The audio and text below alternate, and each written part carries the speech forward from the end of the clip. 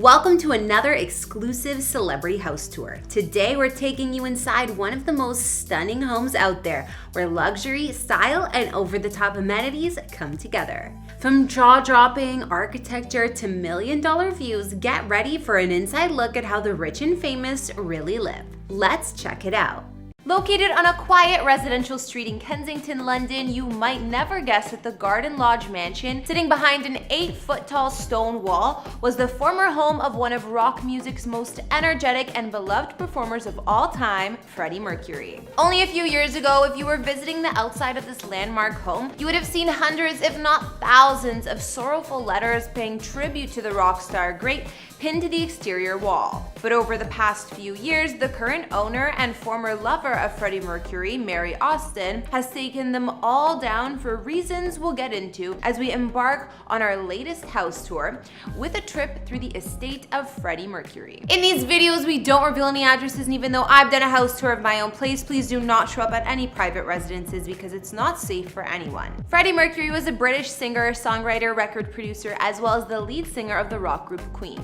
Needless to say, he was an icon and one-of-a-kind talent with his legacy following his untimely passing in 1991. Freddie was regarded as one of the greatest singers in the history of rock music, known for his flamboyant stage persona and 4-octave vocal range. He defied boundaries of a rock frontman at the time with his theatrical style influencing Queen. At the time of his death, it's said Freddie's net worth was at about $50 to $60 million.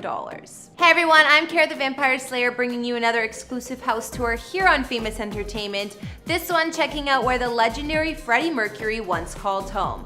If you haven't already, be sure to subscribe and ring that bell for notifications because we post brand new videos daily. As always, you can follow me on Instagram to chat, and now let's get into this video.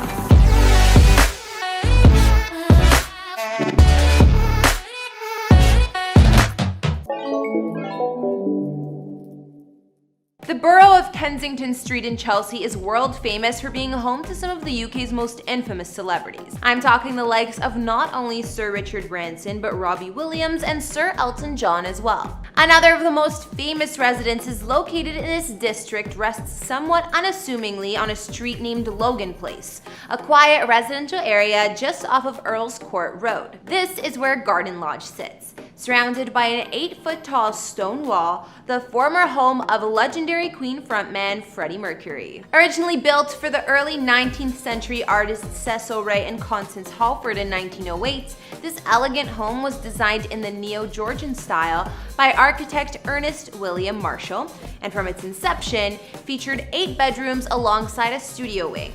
At the height of Queen's popularity in 1986, Freddie bought this home from its then owner, Peter Wilson, for £500,000, an amount that he reportedly paid for directly with cash. Upon moving into this stunning mansion, Freddie immediately began throwing lavish parties, and over the years, he would spend much of his time living alongside his feline friends, as well as a handful of close relations that he would regularly allow to come stay with him. That includes his best friend and former lover, Mary Austin. Before we get to the story on how Mary would become the owner and permanent resident of this remarkable home, let's take a look at some of Freddie's first-class decorating.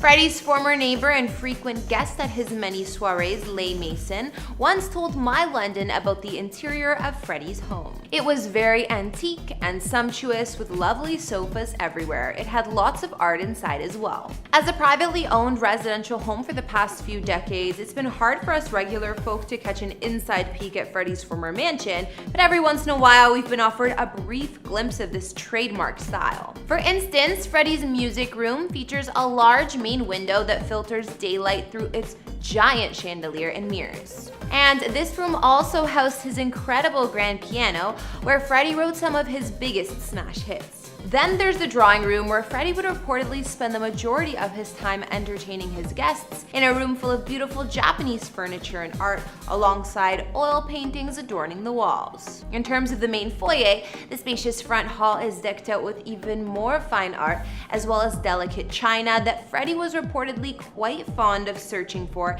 and collecting from flea markets all around London. Upstairs, Freddie had his very own jacuzzi and sauna combo, which, considering this was the mid-80s and something like this was pretty rare, had to be a huge selling point. And his master bathroom While simply put, it was beyond elegant with some fantastic marble finishing. Want to hear another huge selling point? Throughout the entire home are beautiful wooden floors, which honestly might have been put through the ringer considering that Freddie used to live alongside his group of beloved cats. While residing in Garden Lodge, Freddie reportedly owned as many as 10 cats at once, and his former personal assistant, Peter Freestone, once revealed that Freddie treated these cats like they were his own family. Each one of them would even get their very own Christmas stocking hung by the fireplace, full of toys and treats during the holidays. Sounds like something I would do for my dogs. As spectacular as the inside is, the exterior is equally nice. Take a few steps outside and you'll quickly notice that surrounding the property is a truly inspired Japanese garden.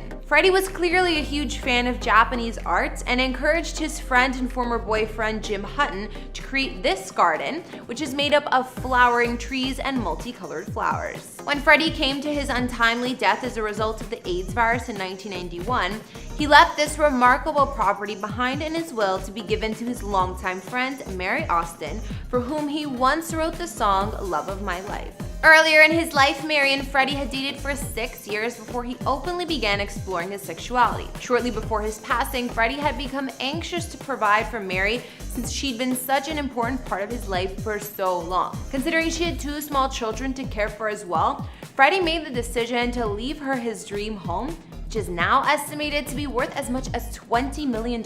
While Mary moved into the home soon after Freddie passed, it took her quite some time to get used to living there. When speaking about their relationship with OK Magazine, she told them, "I lost somebody who I thought was my eternal love. When he died, I felt we'd had a marriage.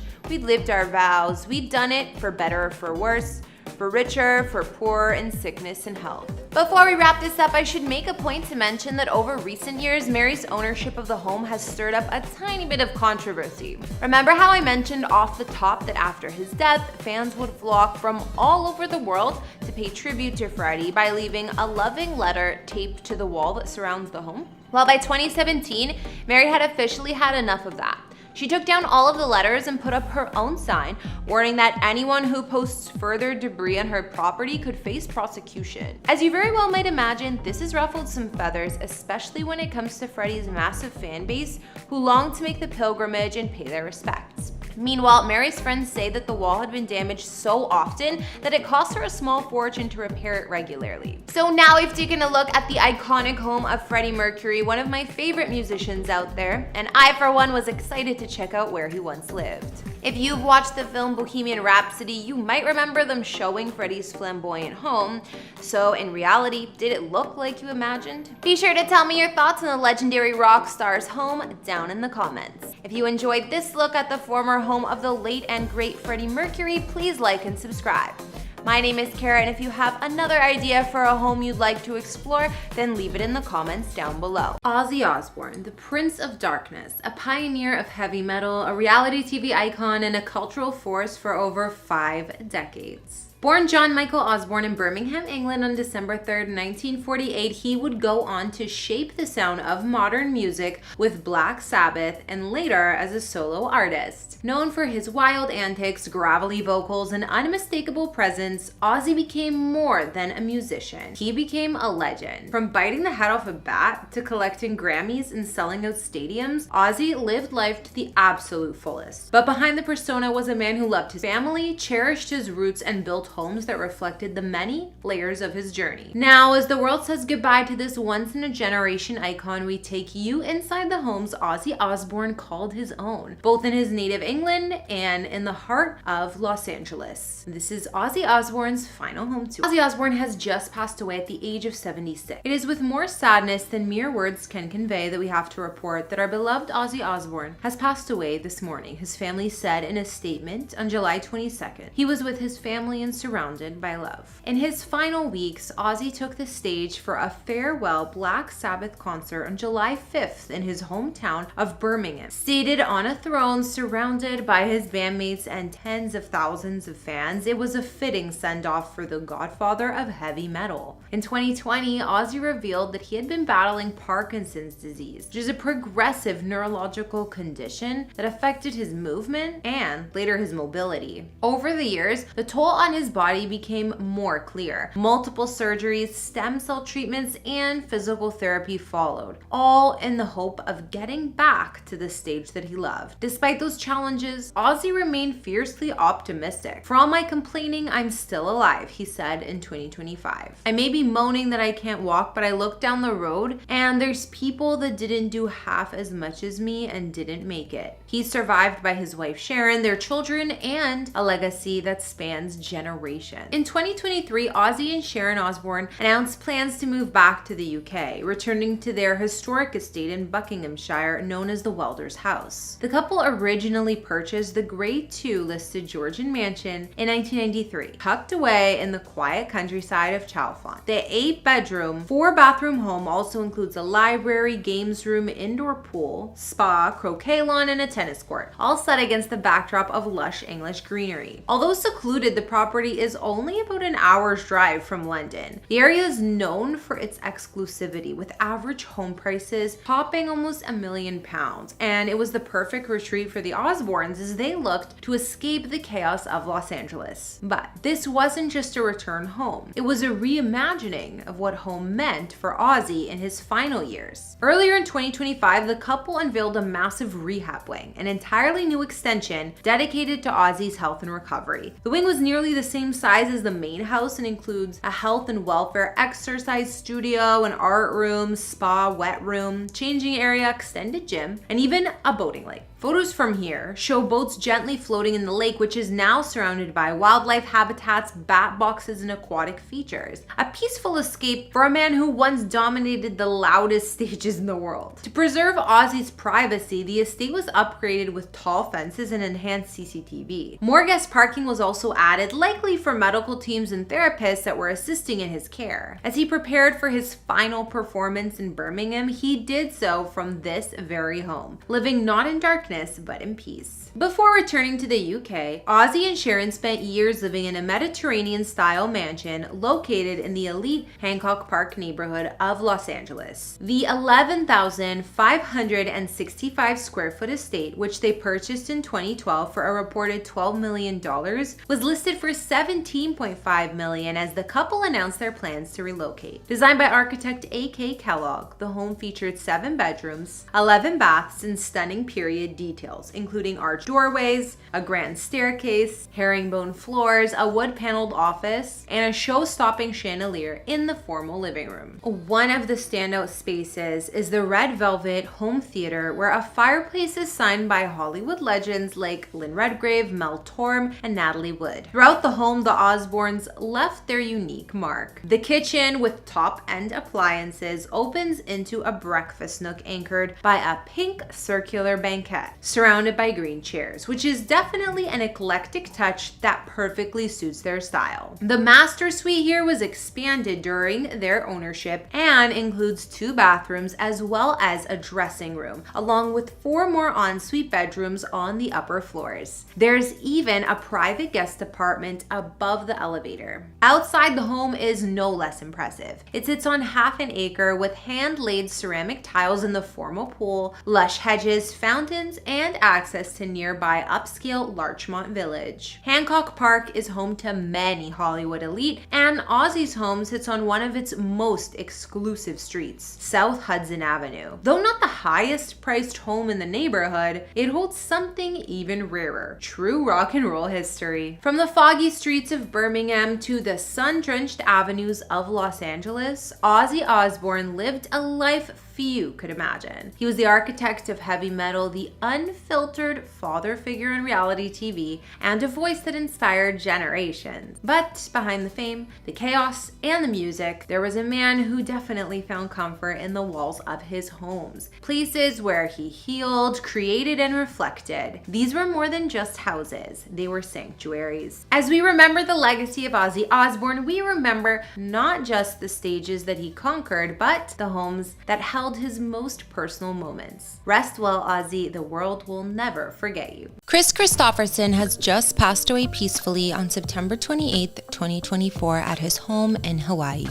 The music icon and actor was 88 years old and had retired 3 years ago. While he long owned a ranch property in California on the Mendocino coast, he and his wife Lisa decided to let it go and permanently move to Hawaii, where they lived in Maui.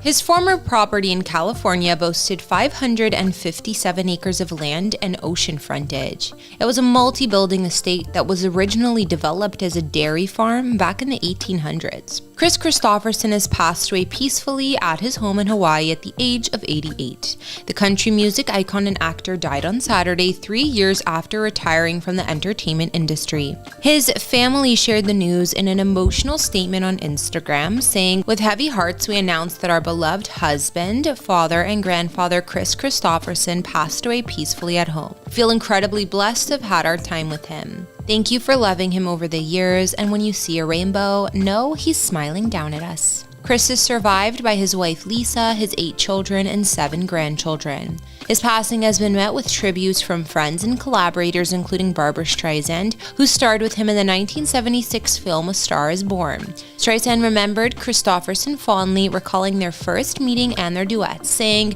"He was as charming as ever, and it was a joy to see him receive the recognition and love he so richly deserved." Country legend Dolly Parton also shared her grief, stating, "What a great loss. What a great writer, actor, and friend. I will always love you, Dolly."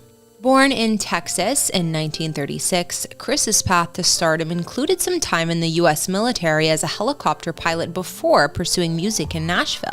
His big break came when Johnny Cash recorded his song Sunday Mornin' Comin' Down, leading to his successful solo career. Kristofferson's songwriting credits include hits like Me and Bobby McGee, famously covered by Janis Joplin, and Help Me Make It Through the Night, which earned him a Grammy. In addition to music, Kris had a successful acting career, starring in films such as Pat Garrett and Billy the Kid, Alice Doesn't Live Here Anymore, and the original A Star is Born. He also formed the country supergroup The Highwaymen with Johnny Cash, Willie Nelson, and Waylon Jennings in the 1980s.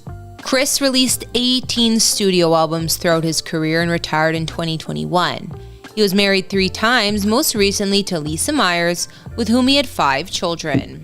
While he spent his final years in Hawaii in 2023, Kris Kristofferson's longtime California ranch came on the market for $17.2 million. This was the first time the property was up for sale in over 40 years. The expansive 557-acre property was owned by Kris since 1980 and was full of history, being originally developed as a dairy farm in the 1800s.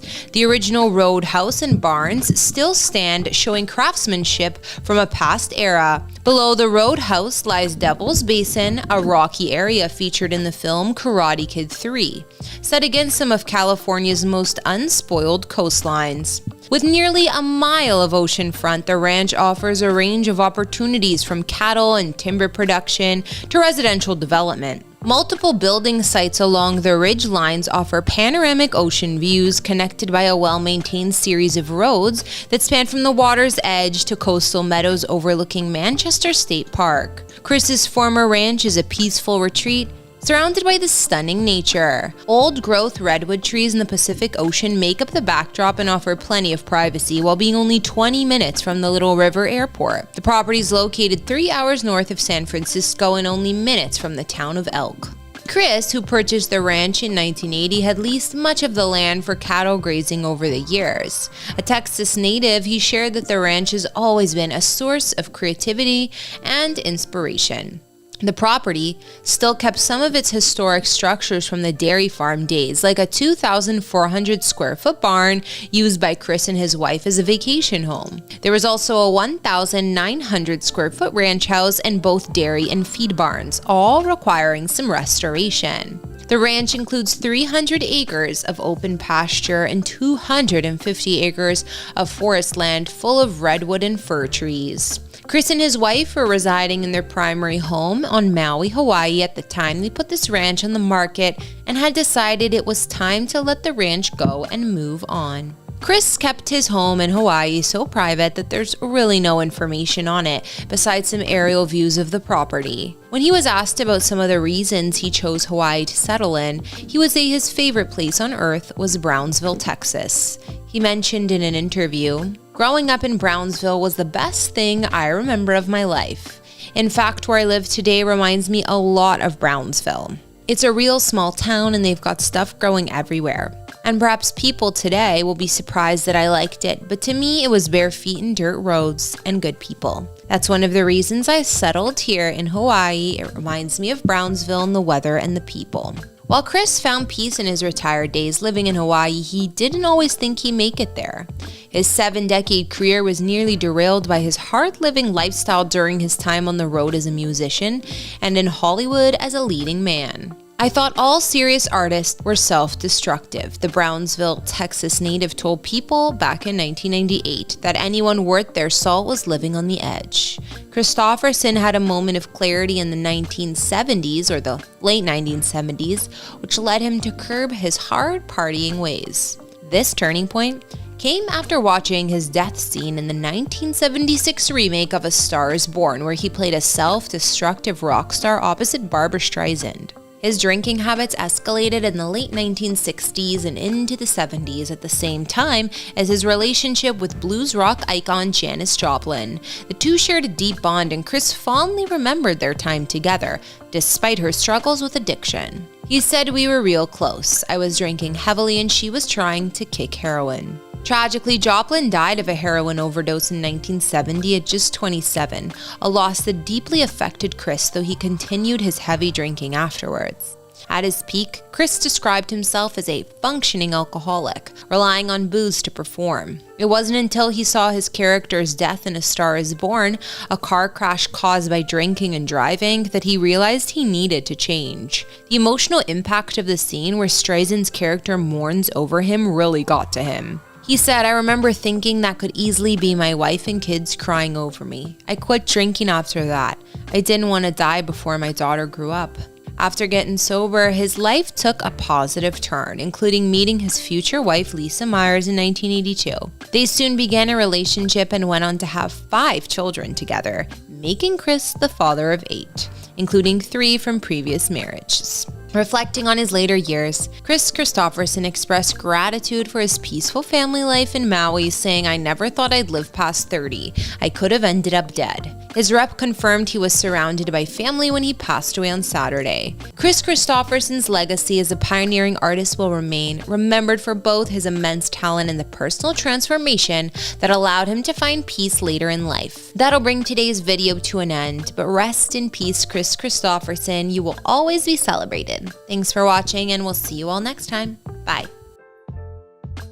Back in 2016 was when the world lost music legend Prince. However, the Grammy and Oscar winner left his mark not only on the planet, but his home state of Minnesota too. His massive compound Paisley Park was built here in 1987, and it consisted of a private home and a studio spanning 65,000 square feet. After his passing, the space has also become a memorial for his fans to visit. Prince also lived in other beautiful mansions over the years, some in Los Angeles and even one right here in Toronto. We'll check out a few of Prince's former estates, but he always seemed to return to Minnesota, where he owned several properties. In these videos, we don't reveal any addresses, and even though I've done a house tour of my own place, please do not show up at any private residences because it's not safe for anyone. Prince Rogers Nelson was a singer, songwriter, record producer, actor, director, and more, who's regarded as one of the greatest musicians of his time, as well as a guitar virtuoso. He worked with multiple genres of music and performed in a flamboyant, androgynous persona that set him apart. Aside from his unique style, Prince boasted a wide vocal range with an insane falsetto and his high-pitched screams. He sold over 150 million records worldwide, ranking him as one of the best-selling artists of all time. Prince's many awards included an Academy Award, a Golden Globe, and the Grammy President's Merit Award, just to name a few, while he was inducted to the Rock and Roll Hall of Fame in 2004. When Prince passed away, his net worth at the time was estimated $150 to $300 million,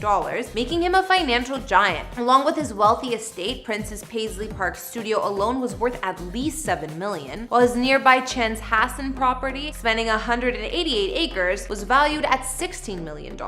He passed away at his beloved estate in Chanhassen, Minnesota, and Prince once told Oprah he would always live in that state because it's so cold it keeps the bad people out. He maintained several properties there over the years, including his childhood childhood home in North Minneapolis, his Paisley Park studio, and a 188-acre site in Chanhassen where he lived in a big yellow house with amenities like a windmill and tennis court. Hey guys, it's Kara the Vampire Slayer, and I'm bringing you another house tour here on Famous Entertainment. Be sure to hit that subscribe button and ring that bell. We post a new video daily. Today we're checking out where the late legend Prince used to call home over the years, including his compound in Minnesota, Paisley Park, his Toronto mansion, and more. If you like this video, we've also done house tours on other icons like Elton John and Tina Turner, which we'll link to at the end. As always, don't forget to follow me on Instagram to chat, and now let's get into this video.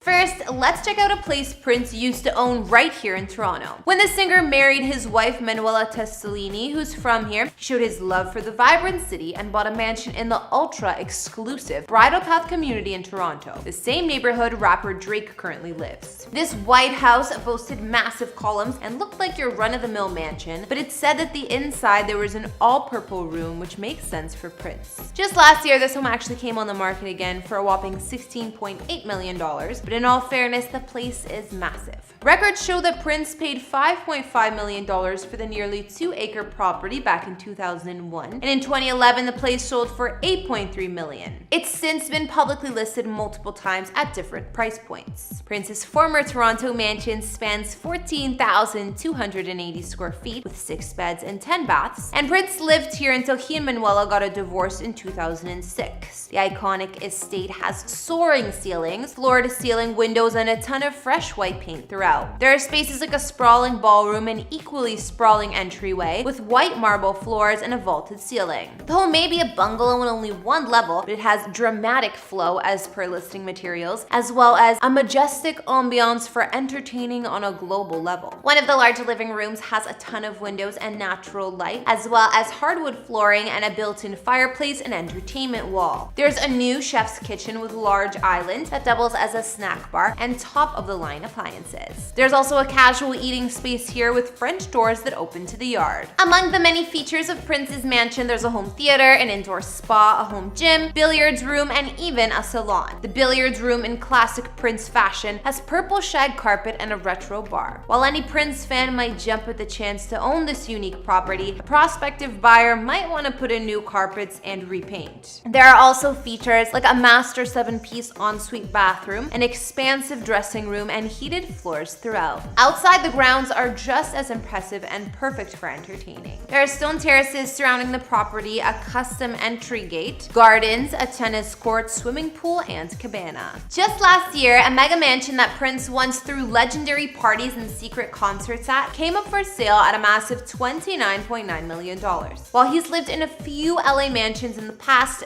this is the one he was renting and famously painted purple. The home was perched on a hill near Beverly Hills and the Sunset Strip and spanned 18,000 square feet inside with 6 floors, perfect for entertaining herds of guests. It was built in 1953 by architect Hal Braxton Hayes, who used the opulent home as an epic bachelor pad before other Hollywood stars would call it home, including Elizabeth Taylor and Carlo Boozer. There are 2 structures on the property, including a 10-bedroom main mansion and a 3,000 square foot guest house. The palatial main mansion has a large ballroom, a wine room, terraces with views of the city and ocean, and an indoor gym. Interiors have a lot of dark woods, marble flooring, and fireplaces throughout. This place is really all about the amenities. There's a rooftop tennis court that has sweeping views of LA, another sports court, as well as a pool with a stone grotto that looks like the famous one at the Playboy Mansion. When Carlos Boozer bought the mansion in the early 2000s, he rented it out to Prince for a while, but when he got back, he found Prince made quite a few changes to the place. The gold lines that formerly sat at the gates were replaced by Prince's purple symbol, and the stairs leading to the home were covered in purple carpet. The floors inside had black carpet. His weight room was turned into into a dance floor, and one spare bedroom became a hair salon.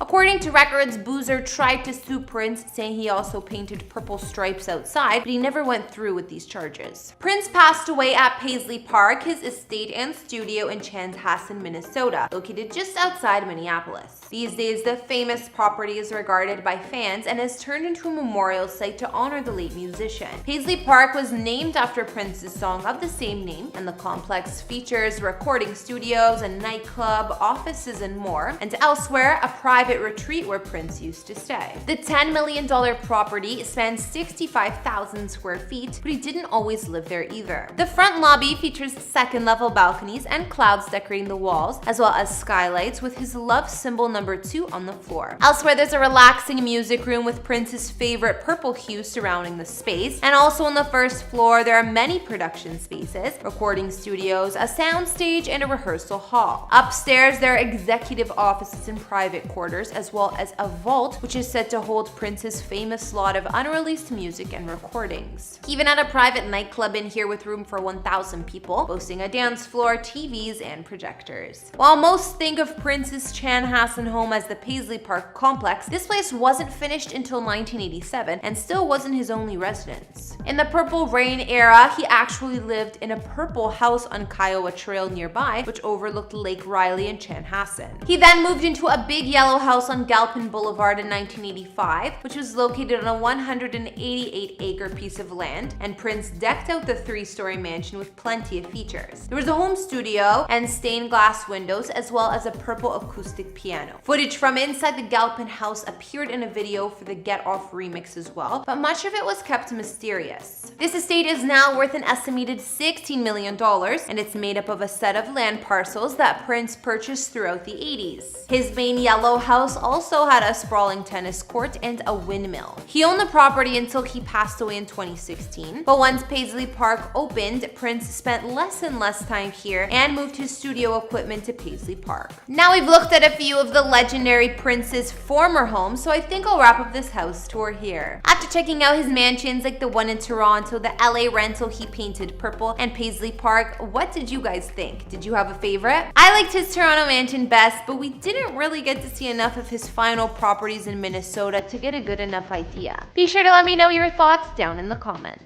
The late and great George Michael was not only one of the most popular artists of the late 20th century, he was also a pop culture icon. While he largely disappeared from the public eye before his unexpected death on Christmas 2016, he reportedly passed away peacefully at his longtime cottage in the village of Goring-on-Thames in England.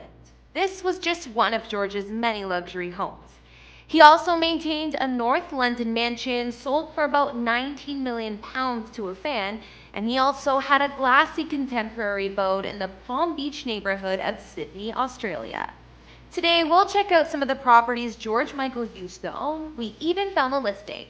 In these videos, we don't reveal any addresses, and even though I've done a house tour of my own place, please do not show up at any private residences because it's not safe for anyone. George Michael was an English singer, songwriter, and recording producer known as a leading creative force in the industry and a pop culture icon. He rose to fame as a member of the music duo Wham! Who doesn't love Last Christmas? And then he went on to embark on his solo career, which was also successful. George was an active LGBT rights campaigner throughout his life as well, but sadly in 2016, the icon passed away at only age 53. At the time of his death, he had sold over 115 million records worldwide, and his net worth was at least $120 million. But it could have been as high as $200 million. Hey everyone, I'm Kara the Vampire Slayer, bringing you another exclusive house tour here on Famous Entertainment. This one, checking out the several luxury properties that the late and great George Michael called home. If you haven't already, be sure to subscribe and ring that bell for notifications because we post brand new videos daily. As always, you can follow me on Instagram to chat, and now let's get into this video.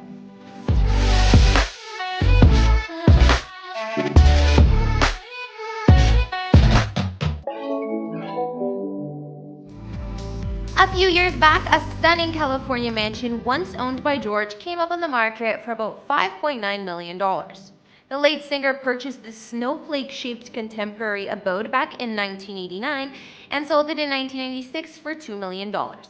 Located in the rugged and upscale area of Cielito in Santa Barbara, California, This served as one of George's properties on the West Coast. The mid-century modern home was designed and built by architect Cliff Hickman in 1985 and had influences of Frank Lloyd Wright in the design, such as the low-pitched roofs and overhanging eaves.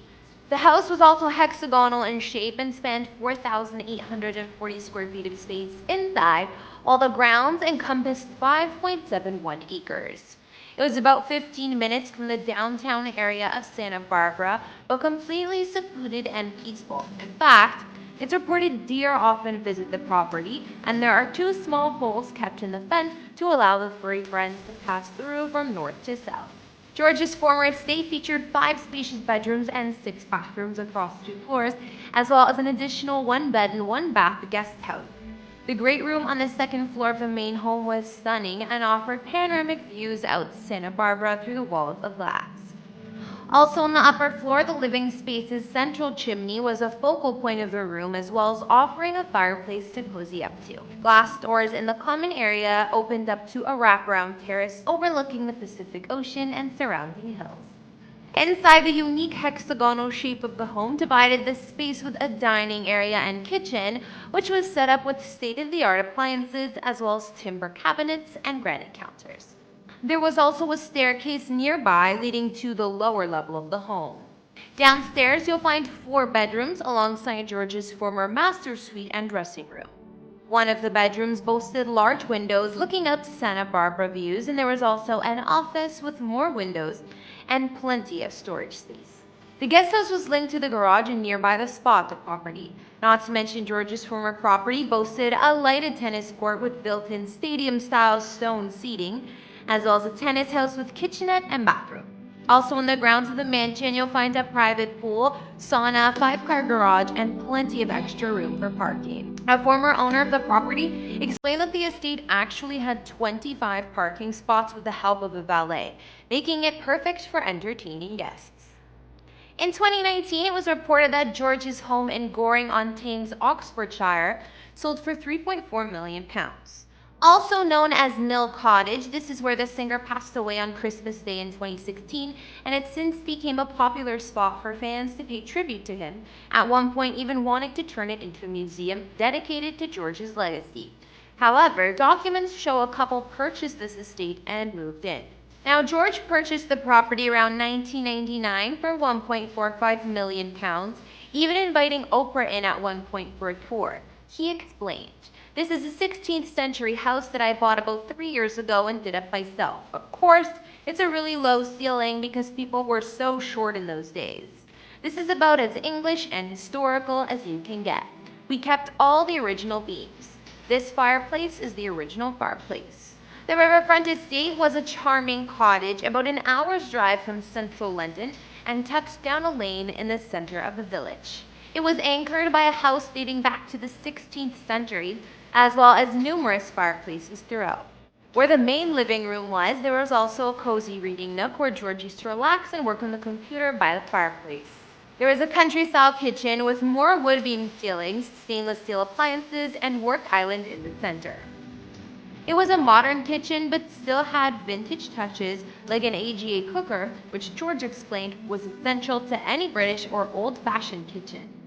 Another room that George was proud of was the library. The wood-paneled library wasn't there when he purchased the place, but as George explained, he thought every abode should have one. The space was full of antique books that he claimed to have bought in bulk, for the most part not ones he was actually reading.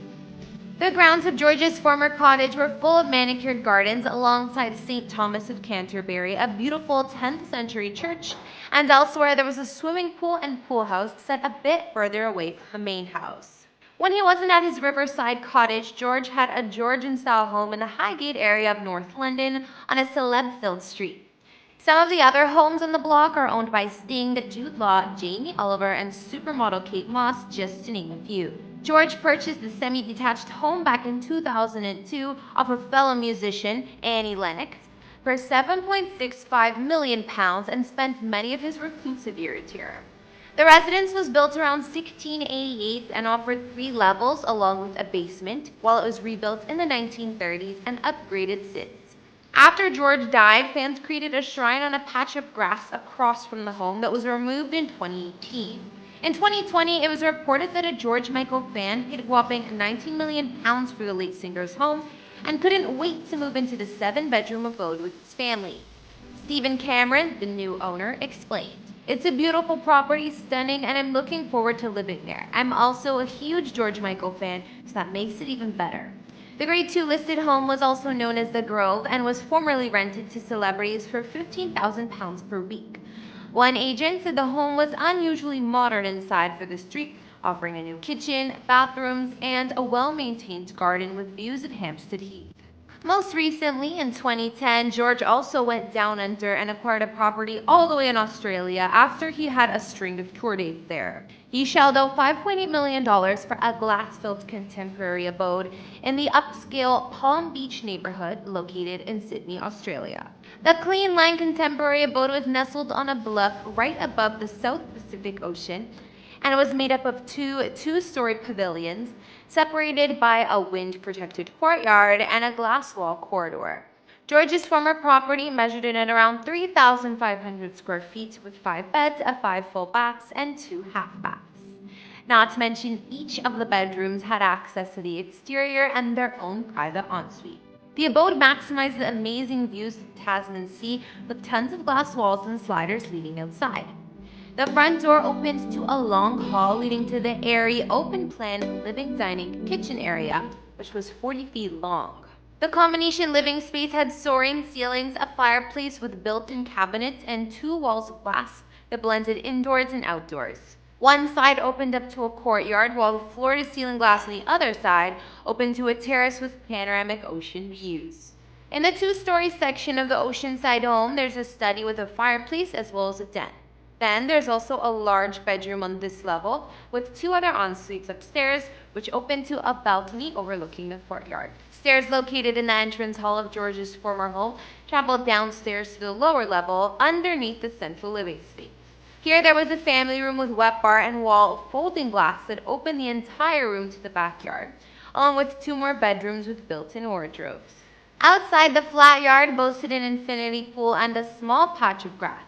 George's modern Sydney beach house had popped up in 2015 as a high-end rental and had been seen a couple of times listed since, with rates starting at $1,400 per night. After looking at a few of the late George Michael's luxury residences, I think that brings us to the end of our house tour. We saw his charming cottage where he spent his final moments, located about an hour from London, his home in Australia, Santa Barbara, and more. Out of his properties, which was your favorite?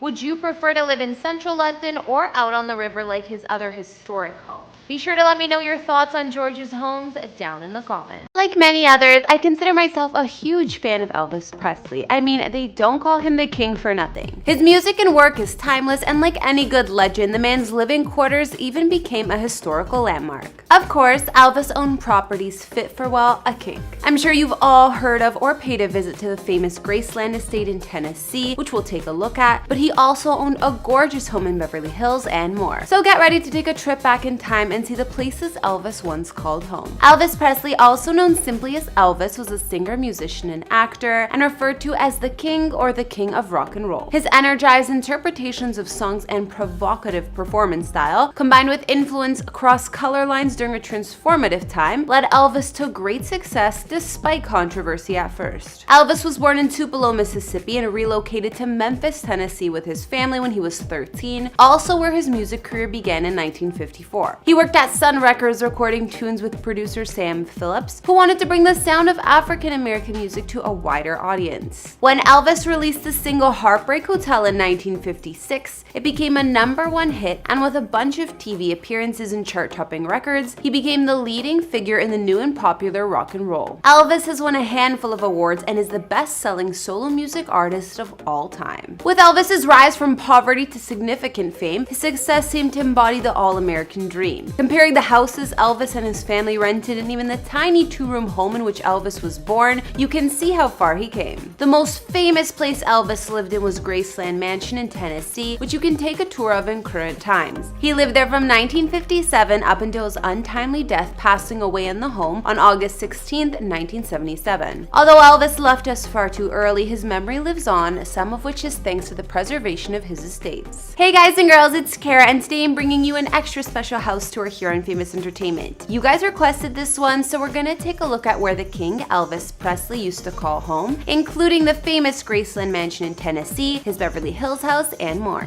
If you like these videos, make sure you're subscribed and ring that bell to be notified when we post so you can always be up to date. We've also done house tours on the likes of Michael Jackson and his famous estates, and we'll link to similar videos at the end. Follow me on Instagram to chat, and as usual, let me know whose house tour is next in those comments down below. Now let's get into this video.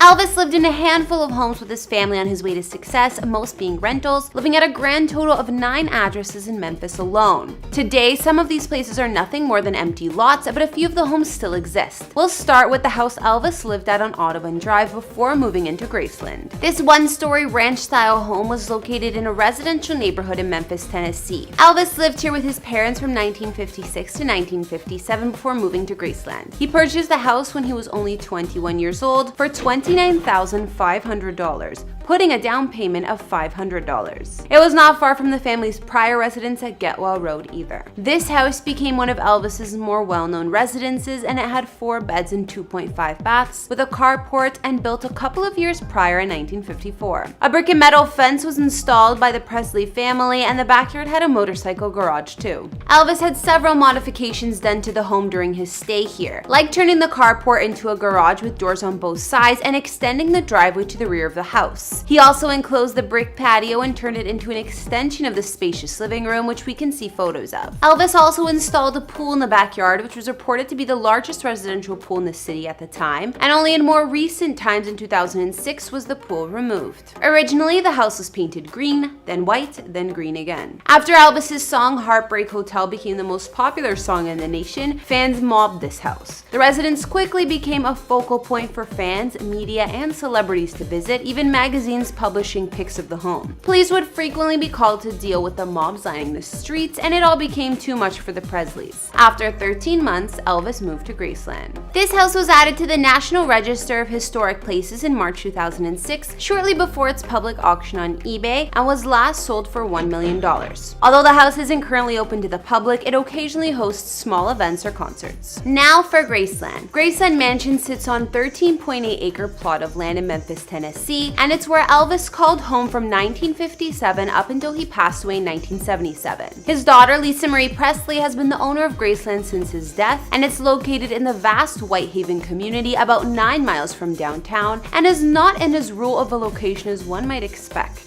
The house was built in 1939 by Dr. Thomas and Ruth Moore, who named it Graceland in honor of a family member. The elegant column mansion faces west and is perched on a hilltop. It's described as colonial revival in style and is a 2-story home spanning over 10,000 square feet inside at the time Elvis purchased it. The King bought the home from the YMCA for around $102K, according to records, and while living there, expanded Graceland to span over 17,500 square feet of space, adding more and more rooms. It has a total of 23 rooms with 8 beds and 8 baths. To the right of the entrance hall, through an arched hallway, is the living room, where these days guests are greeted by a 15-foot white couch, white marble fireplace, and sparkling mirrors. The music room is attached to this space, and it has peacocks set in stained glass, a baby grand piano, and a 1950s style TV. The kitchen and living room are also set on the main floor of the mansion, along with a bedroom and ensuite that previously was occupied by Elvis's parents. Interestingly enough, the kitchen was a part of the home not open to the public until 1995, as Elvis's Aunt Delta used it until she passed in '93. In the 60s, Elvis enlarged the home to create a den on this floor known as the Jungle Room. It had natural stone walls, walls, an indoor waterfall, and Polynesian island decor. Elvis added a large wing on the south side of the main house that was a sidewalk between the music room and the pool area connected by an enclosed gallery. In recent times, this area of the home is known as the Trophy Building, featuring an exhibit about the Presley family. The second floor, which had Elvis's bedrooms and other family members' rooms, isn't open to visitors out of respect for the Presley family and to avoid any improper focus on the bathroom, which where Elvis died. This level of the home has been untouched since. In his basement hideaway, you'll find some of Elvis's favorite rooms, like the TV room where he often watched 3 TV sets at once. Here, Elvis had his 1970s logo with a lightning bolt on the wall, as well as built-in TVs, stereo cabinets to hold his records, and a wet bar. Elvis created many lavishly decorated theme rooms at Graceland. The games room, also called the pool room for its large pool table, was created in 1974, and he had the walls and ceilings covered with pleated cotton fabric. All in all, it's said that Elvis spent $500K or more carrying out modifications to Graceland, such as the field stone wall surrounding the grounds, a wrought iron front gate shaped like a book of sheet music, a kidney-shaped swimming pool, and even a racquetball court. One of Elvis's best-known add-ons was the meditation garden, where he would go to reflect on any problems or situations in his life. It's also now where he and his other family members are buried. After Elvis's passing in 1977, Graceland was opened to the public as a museum on June 7, 1982,